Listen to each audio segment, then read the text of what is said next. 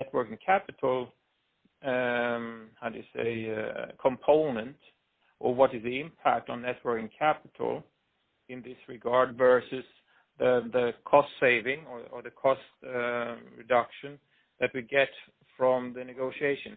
And these kind of trade-offs are typically not taken because they are not discussing it on that level.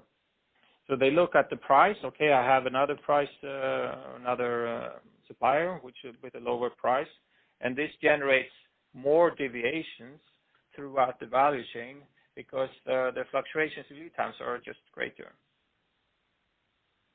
Okay.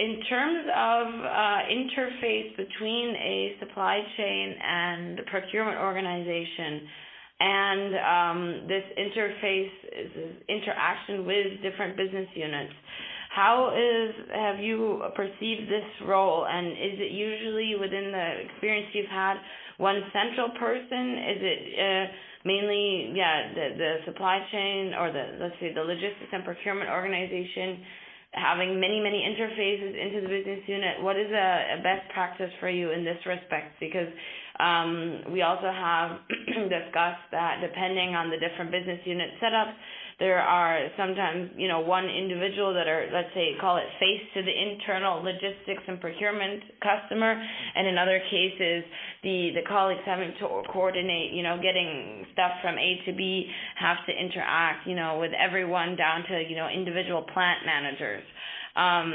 Do you have any experience with this?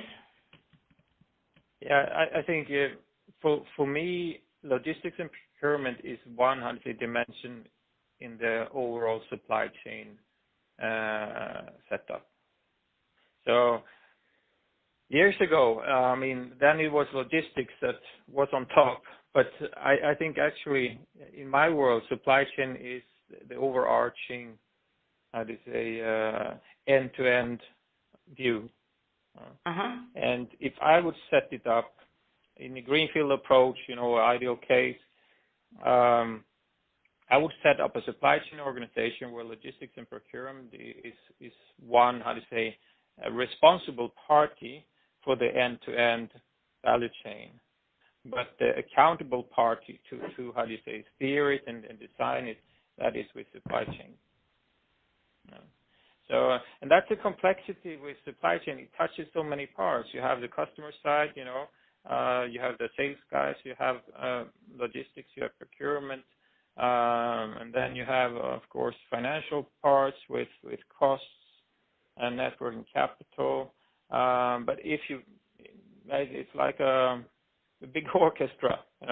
You need someone up front to manage it, and that's only then that you get some music out of it.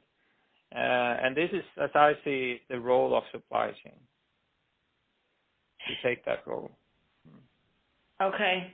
And so given the basically the challenges that we've described in our project, are there specific questions or aspects that you say, these are the questions that you need to be asking, this is what you need to, work towards, and just so, from your perspective also as a consultant, things that you say must ask questions, must done analyses, something like that?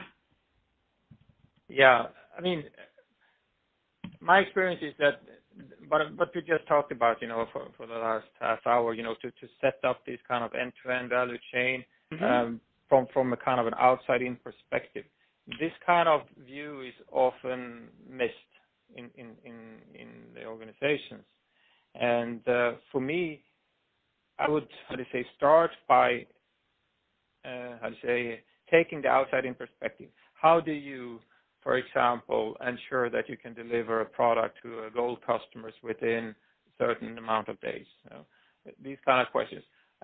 Which services are coming for free for a gold, silver, or bronze customer? Which services are you providing? What are your service levels for these different services? What is your service catalog? What is your ambition? Where do you want to go? And based on these kind of questions, they start to realize well, we're not at that point yet. We don't have